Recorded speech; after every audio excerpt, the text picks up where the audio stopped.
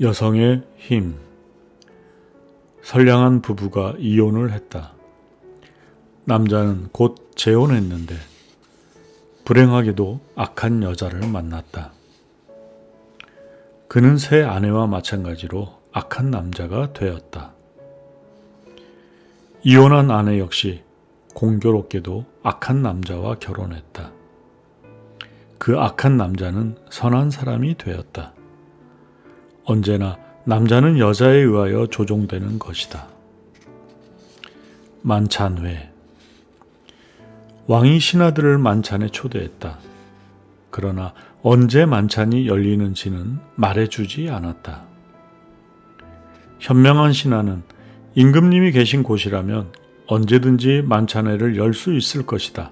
그러니 항상 만찬회에 대비하고 있어야겠다라고 말하면서 만찬회가 언제 열려도 달려갈 수 있도록 왕궁의 문 앞에서 기다렸다.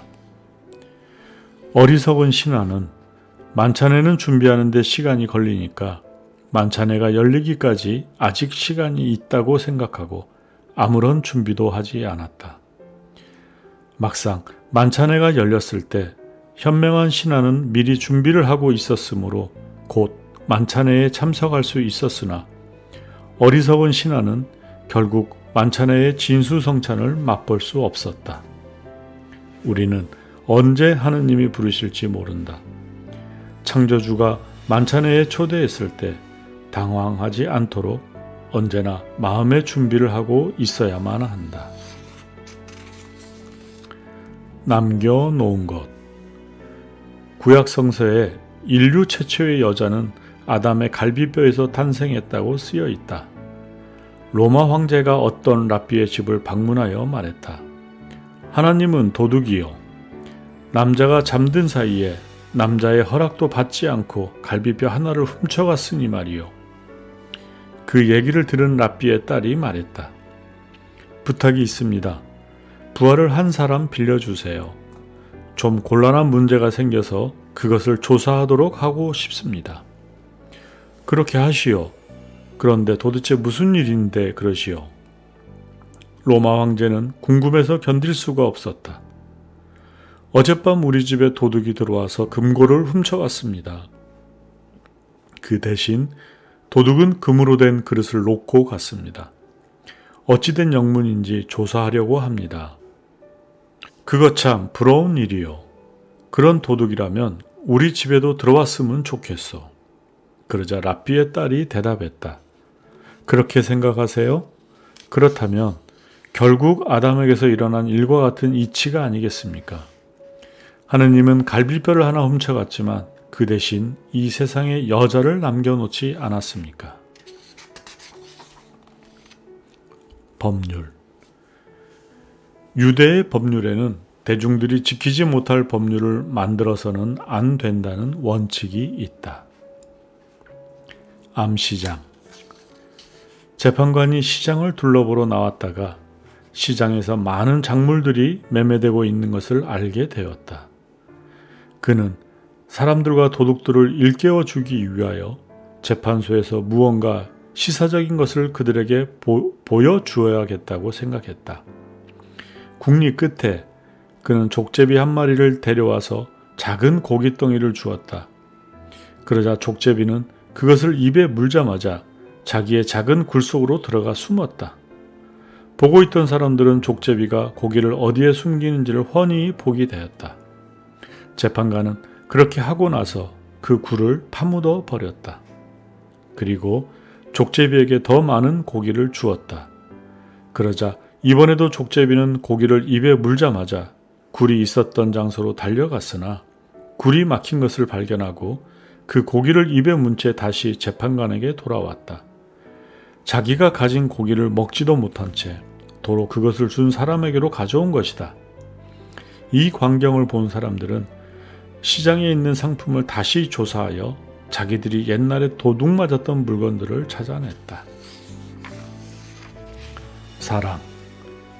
솔로몬 왕에게는 매우 총명하고 아름다운 딸이 있었다.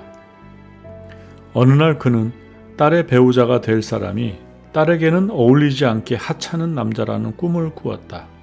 그래서 솔로몬은 신을 시험해 보려고 생각했다. 그는 딸을 어느 작은 섬으로 데리고 가서 그곳에 있는 별궁에 가두었다. 그리고 그 둘레에 높은 담을 쌓은 다음 많은 파수병들로 하여금 이곳을 지키게 하였다. 그러고 나서 그는 열쇠를 가지고 돌아와 버렸다. 왕이 꿈에서 보았던 그 남자는 황야에서 홀로 방황하고 있었다.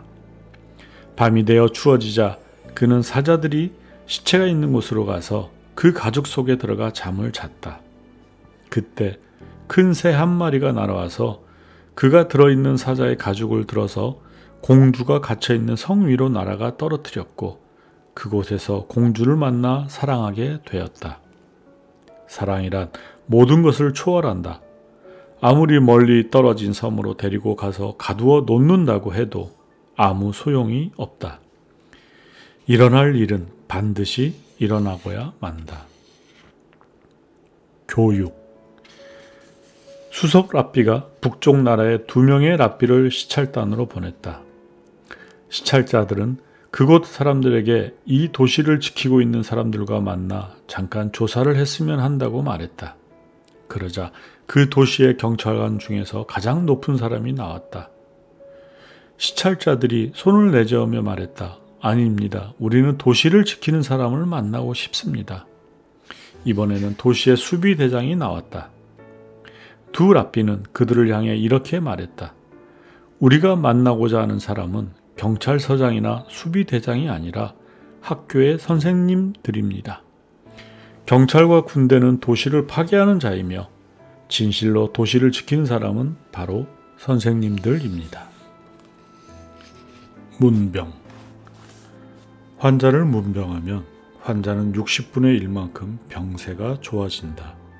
그러나 60명이 동시에 문병한다고 해서 환자가 완쾌되지는 않는다. 죽은 사람의 묘를 찾아가는 것은 가장 고상한 행위이다. 병문안은 환자가 다 나은 후에 감사의 인사를 받을 수 있지만 죽은 사람에게서는 아무런 보답도 받을 수 없다. 감사를 기대하지 않고 하는 행위야말로 아름다운 것이다. 강자. 자연의 법칙에 따르면 약하면서도 강한 자를 두려움에 떨게 하는 것이 4종류가 있다. 모기는 사자를 두려움에 떨게 하고 거머리는 코끼리로 하여금 두려워하게 만들며 파리는 전갈을 두려워하게 하고 끈끈이 귀개는 매를 두려워하게 만든다. 크고 힘이 강한 것이라 하여 모두 두려움의 대상이 되지는 않는다.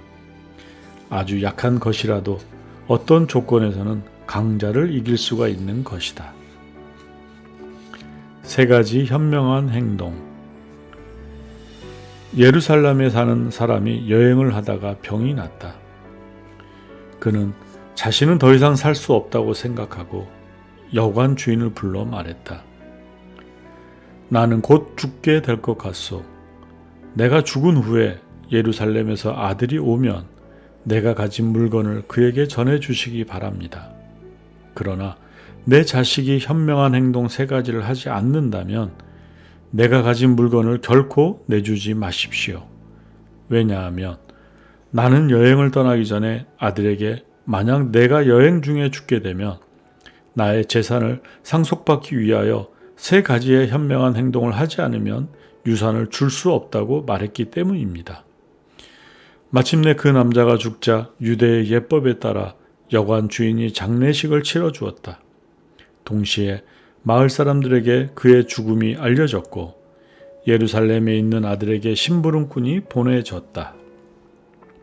아들은 예루살렘에서 아버지가 죽었다는 소식을 듣고 아버지가 죽은 마을을 찾아갔다. 그러나 아들은 아버지가 죽은 집을 알지 못했다. 왜냐하면 아버지가 죽으면서 그의 아들에게 자기가 죽은 여관을 알리지 말도록 유언했기 때문이다. 그래서 아들은 스스로 그 집을 찾아내지 않으면 안 되었다. 이때 나무꾼이 잔뜩 나무를 치고 지나가고 있었다. 아들은 그를 불러 세우고 장작을 산 뒤 예루살렘에서 온 사람이 죽은 집으로 그 나무를 배달하라고 말하고는 그 나무꾼의 뒤를 따라갔다. 그런데 나무꾼을 본 여관 주인이 말했다. 나는 나무를 살 생각이 없소. 그러자 나무꾼이 말했다. 내 뒤에 오는 분이 이 장작을 사서 이곳으로 가져가라고 했습니다. 이것이 아들의 첫 번째 현명한 행동이었다. 여관 주인은 그를 기쁘게 맞이한 후 저녁을 대접했다. 식탁에는 칠면조 5마리와 닭 1마리가 요리되어 있었다. 그리고 주인과 그의 아내, 2 아들, 2 딸 등 7명이 식탁에 앉았다. 주인이 말했다. 음식을 모두 나누어 주십시오. 아닙니다. 주인이신 당신이 나눠주는 것이 당연합니다. 당신이 손님이므로 당신이 나누어 주는 것이 좋겠습니다. 하는 수 없이 아들은 음식을 나누기 시작했다. 우선 칠면조 1마리를 2 아들에게, 또 1마리의 칠면조는 2 딸에게 주고 또 1마리는 주인 부부에게 주었다. 2마리의 칠면조는 자기 몫으로 식탁에 놓았다. 이것이 아들의 2번째 현명한 행동이었다. 주인은 이것을 보고 아주 못마땅한 얼굴을 했으나 아무 말도 하지 않았다. 다음에 아들은 닭을 나누기 시작했다. 우선 머리를 주인 부부에게 주었고 2 아들에게는 다리를 주었다. 2 딸에게는 날개를 주고 나머지 몸통 전체는 그가 가졌다. 이것이 아들의 3번째 현명한 행동이었다. 마침내 주인은 성을 내며 소리쳤다. 당신 나라에서는 이와 같이 한단 말이요? 당신이 칠면조를 나눌 때에는 그래도 참으려고 했지만 닭을 나누는 것을 보니 더 이상 참을 수가 없소. 도대체 당신 뭐하는 것이요? 그 아들은 조용한 목소리로 말했다. 나는 음식 나누는 일을 하고 싶지 않았습니다. 그러나 당신이 억지로 시킴으로 나는 최선을 다한 것입니다. 주인 4분과 칠면조 1마리로 3개, 2 아드님과 칠면조 1마리로 3개, 2 따님과 칠면조 1마리로 3개, 그리고 나는 칠면조 2마리로 3개가 됩니다. 이것은 아주 공평한 방법입니다. 또 당신은 이 집의 첫째가는 가장이므로 닭의 머리를 드렸고 2 아들은 이 집의 기둥이므로 다리를 주었습니다. 2 딸에게 날개를 준 것은 이제 날개를 달고 좋은 집으로 시집을 갈 것이기 때문입니다. 나는 배를 타고 여기에 왔고 또 배를 타고 돌아가야 하므로 몸통 부분을 가진 것입니다. 빨리 내 부친의 유산을 주십시오. 오늘도 편안한 밤 보내세요.